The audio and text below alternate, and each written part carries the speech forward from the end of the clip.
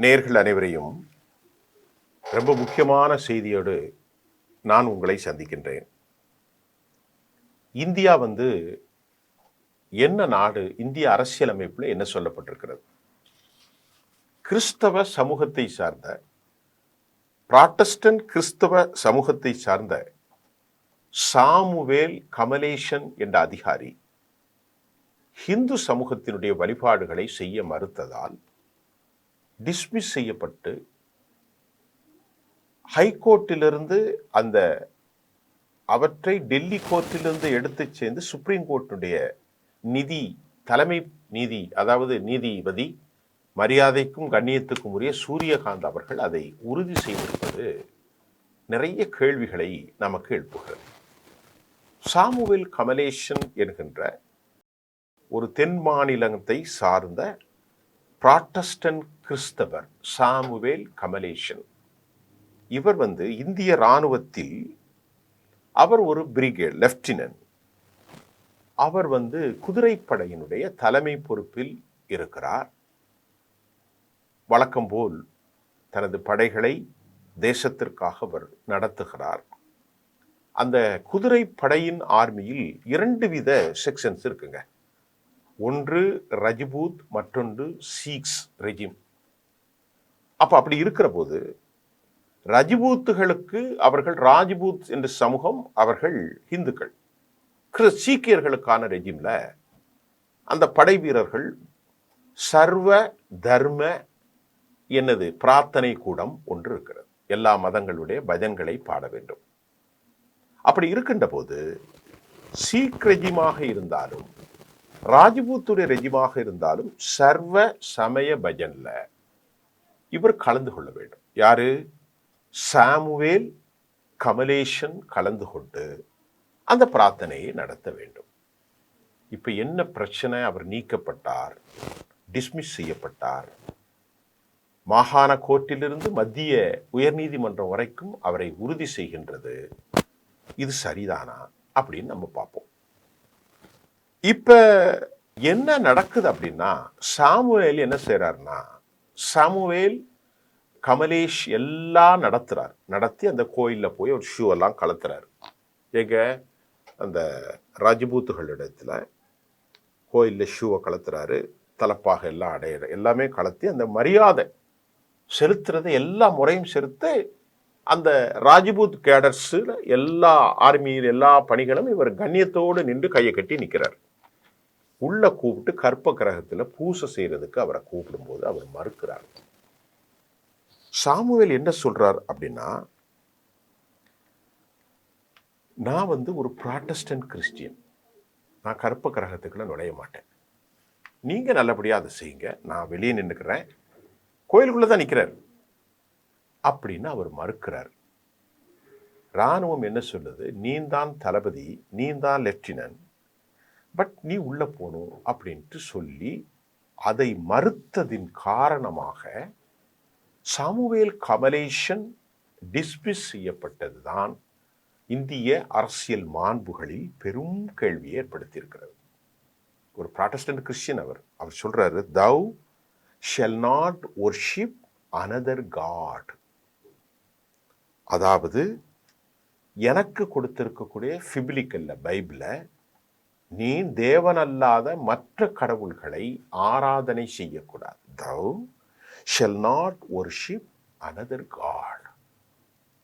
ஆண்டவர் அல்லாத மற்றை நீ வொர்ஷிப் செய்யக்கூடாது என எனக்கு சொல்லியிருக்காங்க.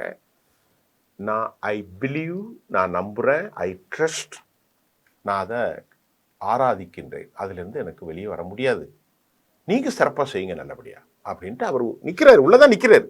பூசை செய்யக்கூடாது அப்படிங்கிறார். கடவுள் அல்லாதவர்களை ஆராதிக்காதீர்கள், அல்லது மற்றொரு கடவுளை ஆராதிக்காதீர்கள். இப்போ இது அவர் சொன்னது ஒரு மத தீவிரவாதம் அப்படின்னு இந்தியாவில் இருக்கக்கூடிய கோர்ட் சொல்லுது. ஜட்ஜி சூரியகாந்த் அவர்கள் தீர்ப்பு கொடுத்துட்டாங்க. இதுக்கு மேல எங்க போக முடியும்? அந்த கோர்ட் விசாரணைக்கு முன்னாடி இந்திய அரசியலமைப்பு அதிகாரம் 25ல ஒரு வார்த்தை இருக்கிறது. அவருடைய கான்சியன்ஸ், அதாவது மனசாட்சி, அடிப்படையில் அவர் தெய்வத்தை வணங்கலாம் அல்லது வணங்காமலும் இருக்கலாம். ஆர்மி ரூல் 1954 தனிப்பட்ட முறையில் ஒரு ஆர்மி ரூல் இருக்கு. ஆர்டிக்கிள் 33 ஆர்டிக்கிள் 25 இந்தியாவில் பிறந்த எந்த சிட்டிசனும் அவருடைய கான்சியன்ஸ் அவர் மனசாட்சியின் அடிப்படையில் வணங்கலாம், வணங்காமலும் இருக்கலாம், இறைமறுப்பானலாக இன்ஃபிடலாகவும் இருக்கலாம். If the citizen have a right to worship, அவருக்கு உரிமை இருக்கிறது. தோஸ் ஹூ திங்க், அவர் எதை எண்ணுகிறாரோ அதை அவர் வொர்ஷிப் பண்ணலாம். Have a right to proclaim, have a right to worship, have a right to profess, எல்லாமே இருக்கு அவர்களுக்கு. அதில் டவுட் இல்லை.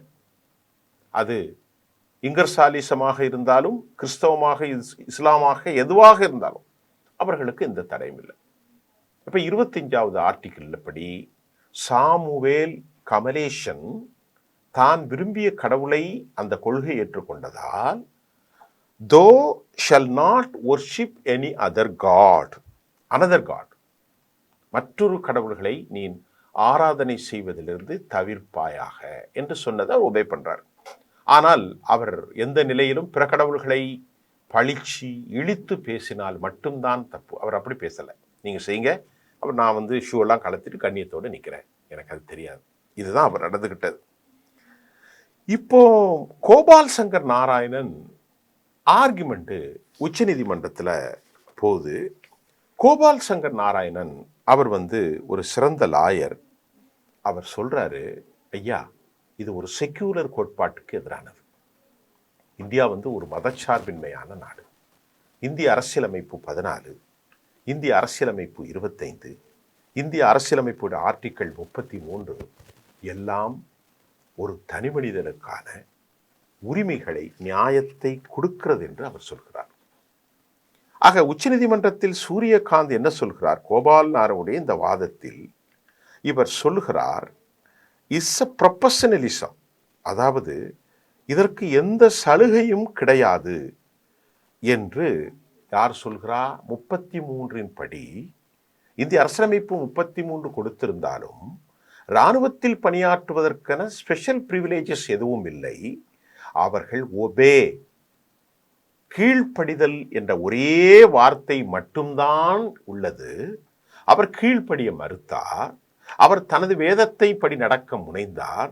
ஆகவே அவர் எவ்வளவுதான் சிறந்த பணியாற்றினாலும், ஒரு சின்சியர் அதிகாரியாக இருந்தாலும் அவரை நான் டிஸ்மிஸ் செய்கிறேன். யார் சொல்றா? சூரியகாந்த் சொல்லிட்டாரு, அவருக்கு எந்த சலுகையும் கொடுக்க முடியாது அப்படின்னு லெப்டினன்ட் கர்னலுக்கு சொல்லிட்டு உச்ச நீதிமன்றம் ஒரு வார்த்தையை சொல்றாங்க. அந்த வார்த்தை ஆங்கில வார்த்தைக்கு என்ன அர்த்தம் அப்படின்னா பார்த்தா அதாவது கண்டாகிரேட் ஃபெல்லோ அப்படிங்கிறத போடுறாங்க. அடங்கா பிடாரி என்ற வார்த்தையை சாமுவேல் கமலேஷ் மூலம் அவர் ஒரு அடங்கா பிடாரி என்ற வார்த்தையை பயன்படுத்துகிறார். இது ரொம்ப தப்புங்க. கோபால் சங்கர் நாராயணன் என்ன சொல்றாரு? சார் நீங்க இப்படி சொல்லக்கூடாது. அவர் இத்தனை வருஷம் ஒரு சின்சியர் அதிகாரி, அப்புறம் போய் நீங்க ஒரு ஒரு கண்டாகிரேட்டா ஃபெல்லோ, அதாவது அடங்கா பிடாரி என்ற வார்த்தையெல்லாம் பயன்படுத்துறீங்க. அவர் இந்திய அரசியலமைப்புக்கு எதிராக நடக்கல, அவருடைய சர்வீஸ் எல்லாம் போயிடும் சார், பாவம் சார், அவருடைய குடும்பம் எல்லாம் பாதிக்கப்படும், அவருடைய பென்ஷன் எதுவுமே வராது சார், நீங்க ஏதாவது ஒரு சின்ன தண்டனை மட்டும் கொடுங்க சார் சொன்னா, இல்ல அவர் அடங்கா பிடாரி, அதெல்லாம் கொடுக்க முடியாது அப்படின்னு சூரியகாந்த் சொல்றாருங்க. உச்சநீதிமன்றத்தினுடைய மேன்மை தாங்கி ஐயா அவர்கள் சொல்லிட்டு உடனே கோபால் சங்கர் நாராயணன் சொல்றாரு, this will send wrong message, தேசத்திற்கு இது தப்பான செய்தி அப்படின்ட்டு நீதிபதி எதிர்த்து வழக்கறிஞர் வைக்கிறார். This will send the wrong message to the people, மக்களுக்கான தவறான செய்தி.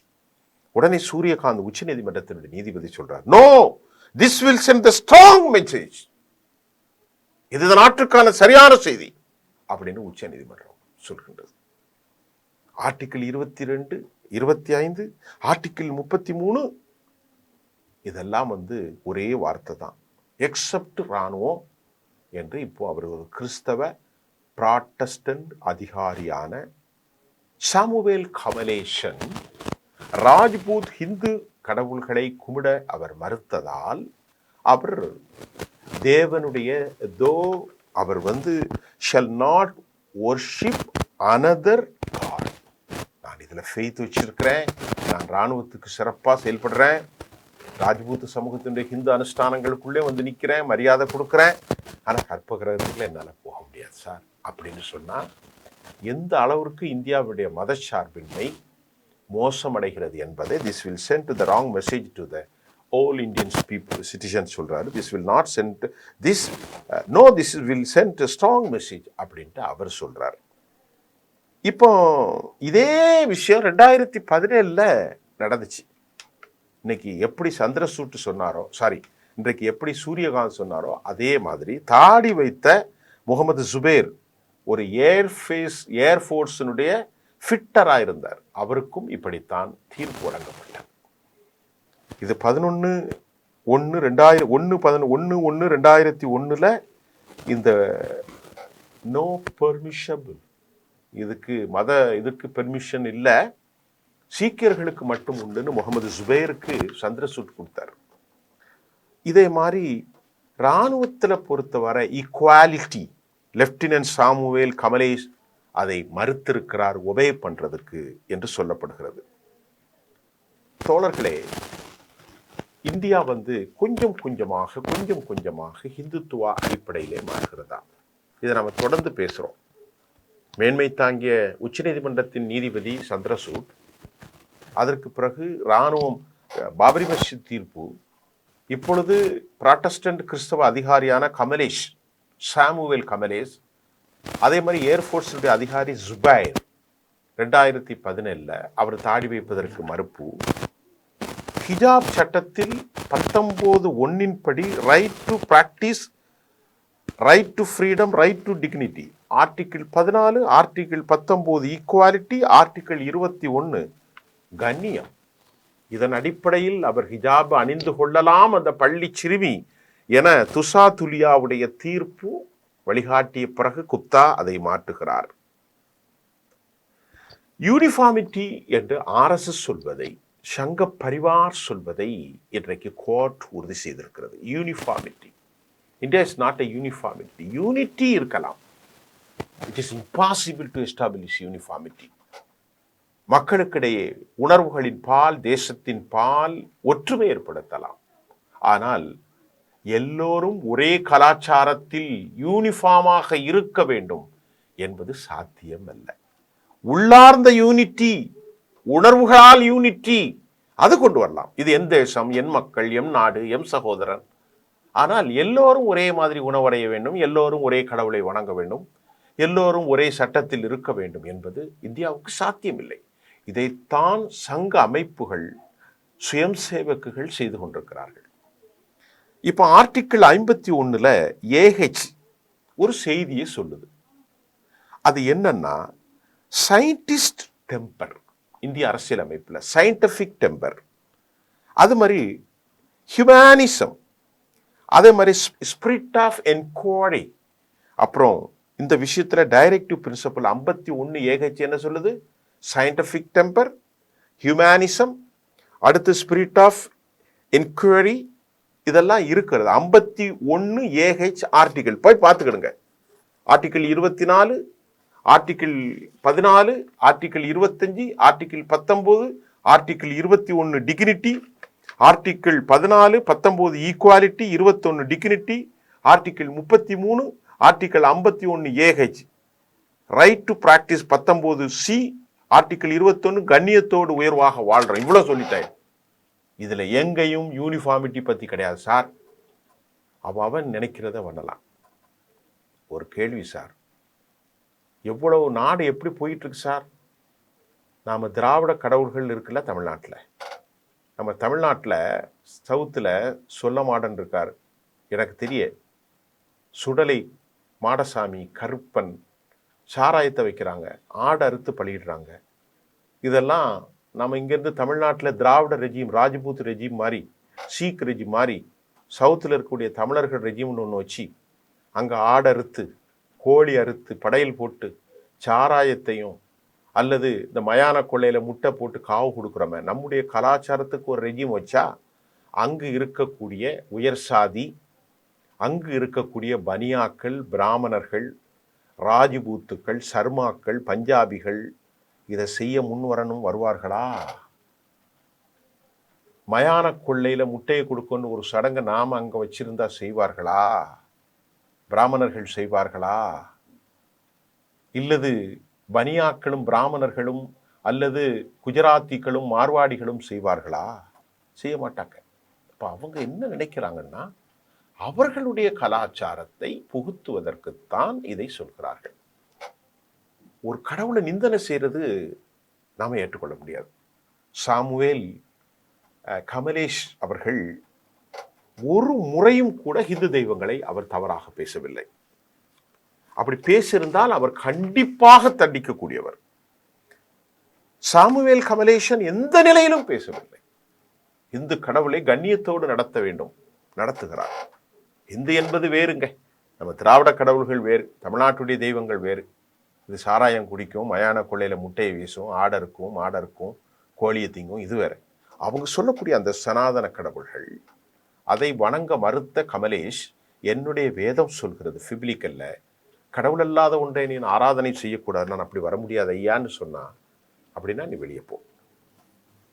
எந்த அளவிற்கு இந்த நாட்டில் இந்திய அரசியல் அமைப்பு சட்டங்கள் தெரியாமல் போயிருக்கிறது என்பது வருத்தத்துக்குரியது. இன்றைக்கு உச்சநீதிமன்றத்தினுடைய சூரியகாந்த் ஐயாவுடைய தீர்ப்பு, the message sent to the wrong message to Indian people, no it's a strong message என்று அவர் சொல்வதும் ரொம்ப வருத்தம். இதெல்லாம் பல ஊடகங்கள் விவாதிக்க மறுப்பது அதை விட வருத்தம். இப்பொழுது இந்த தேசத்திற்காக ஒரு லெப்டினண்டாக ஒர்க் பண்ண தமிழ்நாட்டின் திரு சாமுவேல் ப்ராட்டஸ்டன்ட் கிறிஸ்டியன் கமலேஷன் நிற்கதியாக நிற்கிறார். அவருடைய வாழ்க்கையில் எதுவுமே இல்லை, ஒன்றும் சொல்லலை. நீங்கள் செஞ்சிருங்க, நான் நிற்கிறேன்னு கைகட்டி நின்ற அந்த அதிகாரி இதை செய்யலைன்னா ஒபே பண்ணலைன்னு டிஸ்மிஸ் செய்யப்பட்டிருக்கிறார். எங்கே போகுது இந்த தேசங்கிறத உங்கள் பார்வைக்கு விட்டுறேன். நன்றி.